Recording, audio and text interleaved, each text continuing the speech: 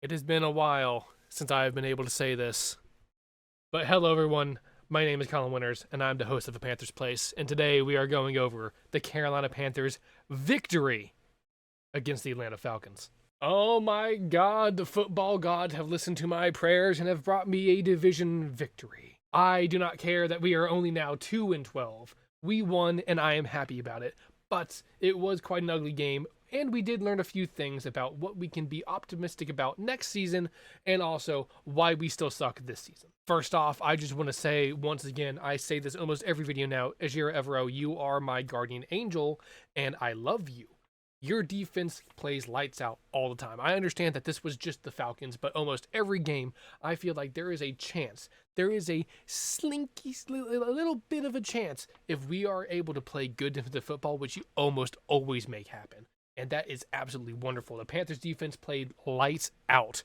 They were absolutely fantastic, only letting up a few big chunk plays, and even then they tightened up at the end. We had a good forced fumble by Troy Hill recovered by Brian Burns and a good interception. That was really the game sealer for the Panthers when the Falcons were edging up closer and closer to the goal line, trying to put the game out of reach.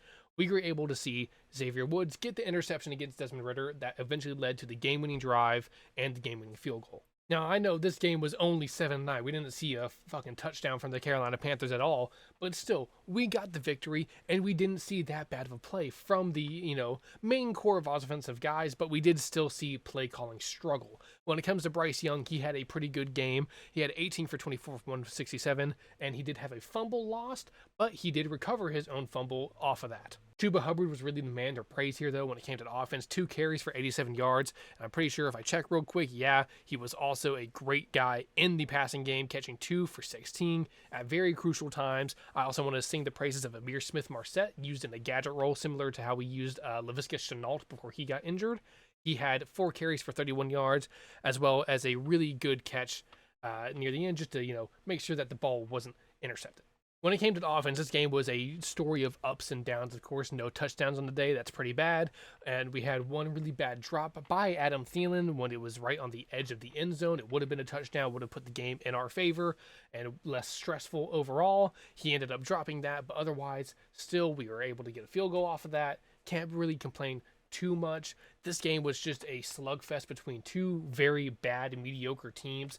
The really only reason the Falcons were even looking at a playoff spot during this game was because the entirety of the division kind of sucks and they got very lucky in some games.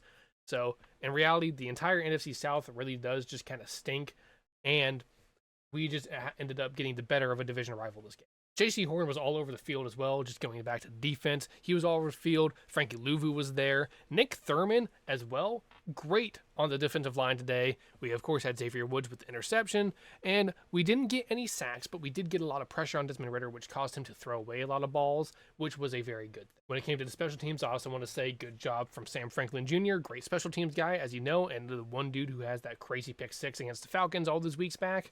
He had a great job going down the field, gunning it, and being able to down the ball within the 5-yard line. And then Johnny Hekker had a few other good punts this game as well. And trust me, we were punting a lot. There were a lot of times where we just went 3 and out or just stalled on offensive drive. But overall, this was a very, very special, ugly, but good team win. But the biggest issue I see is the fact that the offense can have so much momentum, and if one thing goes wrong, they lose all of it. Think of it, if you play TF2 as the babyface blaster, if you do damage, you accumulate the ability to run faster. But if you take even a little smidgen of damage, it all goes away.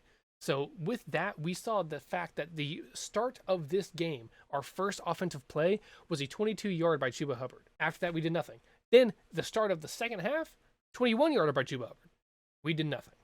So that type of thing, when you have momentum in a big play and you cannot carry that forward for a victory, you are going to see the fact that this is why the team is so stagnant on offense when we carry no momentum forward from anything. And we end up stalling and losing a lot of the best things we do because we went on a lot of fourth downs and ended up converting none of them. We also had a few penalties this time. A lot of them came at very inopportune times, a holding after a good play by Young. We had a brain hurty. We had a roughing the passer against Brian Burns on a totally inopportune time. Brian Burns really had to kind of rein it in there. He seemed to even know that he hit the guy late. Ritter had just thrown the ball away, and it was like a good 3 steps, and then he hit him. So there's no excuse there. That wasn't even a bad call by the refs. But we only allowed 3 sacks, which is a good thing. Granted, they did not have all their pass rushers. Animata and Jarrett were out, so they were down a lot on their defensive line, but we didn't even let their linebackers get in there too much. There were a few times that they were able to get in there, but the offensive line played at a higher level than they usually have today. I think one of the biggest things for optimism going into next season is that we saw that Bryce Young, when he has the opportunity and the game's on the line, he locks in. He was looking like a totally different quarterback from the final drive than the entire rest of the 3 quarters that I saw him play. He locked in. He delivered the ball where it needed to go, and he was ready. So if we can make sure that he cleans up some of the mistakes, like his deep accuracy issues that we also saw this game, he had a really bad overthrow when he had an open Adam Thielen, then we should be able to see a much improved quarterback come next season, and hopefully, if we did our due diligence as a team, we'll have surrounded him with better equipment to use. But overall, that's all I have for you guys for this video. I'm not going to try to draw this out to 10 minutes or anything like that. Good job for our interim head coach, Chris Tabor, to get his first win. And good job for the rest of the team to be able to hold it out. And hey, Eddie Pinheiro, 3 for 3, and that's all we needed from you. So hats off to you as well. He's been the kicker for both of our wins. Each win we have, which is only 2, but still each win we have has come down to his foot, and he has put it in every single time. So thank you all very much for watching, and I'll see you guys next time. Goodbye.